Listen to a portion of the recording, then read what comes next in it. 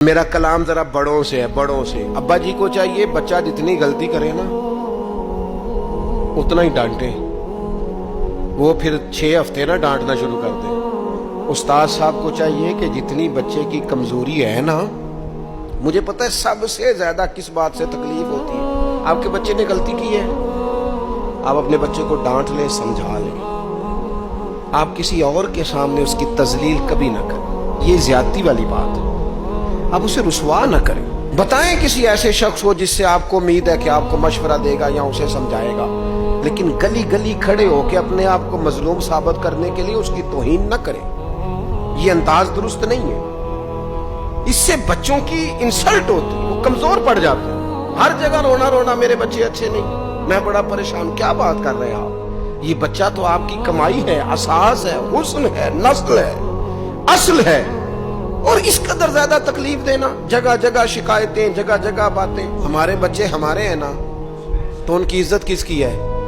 کیوں ہم گلی گلی اپنے بچوں کی رسوائی کرتے ہیں؟ کیوں کمزوریاں؟ اور جن کو ہم خیر خواہ سمجھ کے بتا رہے ہوتے ہیں نا، وہ آگے جا کے مزے لے لے کے بتاتے ہیں۔ تو نقصان کس کا ہوا؟ ہمارا، ہمارے قبیلے کا، ہمارے گھر کا۔ یہ دیکھیے ذرا، حضرت عمر رضی اللہ تعالیٰ عنہ مزاج کے لحاظ سے سخت ہیں۔ ایک نوجوان آیا، اس نے آ کے رونا۔ یہ پہلو آپ نے ضرور یاد رکھنا ہے میرے سیدنا فاروق اعظم کا، ہمارے امام، ہمارے قائد، ہمارے لیڈر، رہنما، مقتدا حضرت فاروق اعظم رضی اللہ۔ یہ انداز ضرور یاد رکھیے گا۔ حضرت عمر فاروق کا یہ طبقات ابن سعد میں موجود ہے۔ نوجوان آیا اور آ کے رو ہی پڑا۔ حضرت عمر نے اس کو روتے دیکھا تو فرمایا، بیٹا کیا ہوا؟ کہنے لگے، حضور فلاں علاقے کے فلاں گورنر صاحب کا مسئلہ ہے، حضور مجھ سے غلطی ہو گئی تھی، میں شراب پی بیٹھا تھا، انہوں نے مجھے درے بھی مارے ہیں، پھر انہوں نے لوگوں سے کہا اس کے ساتھ میل ملاپ چھوڑ دو، کوئی اس سے بات نہ کرے، حضور مجھ سے غلطی ہو گئی، میں مانتا ہوں، پر اتنی اذیت، اتنی تکلیف، جب مجھے سزا مل گئی، کوڑے لگ گئے، تو پھر یہ الگ سے جو سزائیں مجھے دی گئی، یہ میں حضرت عمر کی بات کر رہا ہوں۔ میں نے جب یہ پڑھا تھا تو میں رو پڑا تھا۔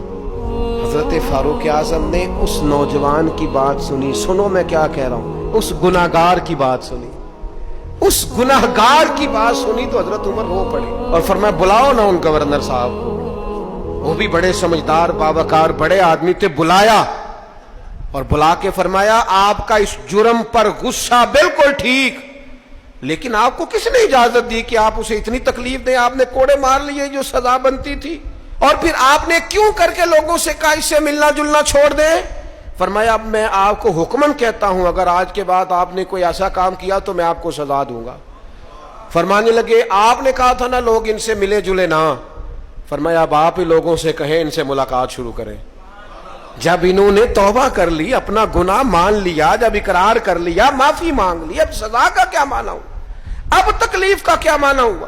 سیدنا فاروق اعظم رضی اللہ تعالیٰ عنہ فرمانے لگے، اگر یہ سچی توبہ کر لے تو پھر تو ان کی گواہی بھی قبول کی جائے گی، ان کی گواہی تک ہم قبول کریں گے۔ وہ کسی نے کہا تھا، الجھے الجھے بکھرے بکھرے روز و شب دیکھے گا کون، لوگ تیرا جرم دیکھیں گے سبب دیکھے گا کون۔ لوگ معافی نہیں دیتے، لوگ درگزر ہی نہیں کرتے۔ انسانوں سے غلطیاں ہو جاتی ہیں، لیکن اگر کسی نے توبہ کر لی، اور صحیح حدیث میں موجود ہے، نبی پاک علیہ السلام نے فرمایا، اگر کبھی کسی بندے سے کوئی گناہ ہو گیا پھر اس نے توبہ کر لی، اگر کسی نے اس بندے کو دوبارہ وہ گناہ یاد کرایا تو اللہ تعالیٰ اس بندے کو یاد کرانے والے کو سزا دے گا، مرنے سے پہلے پہلے اسے بھی اس گناہ میں مبتلا کر دے گا۔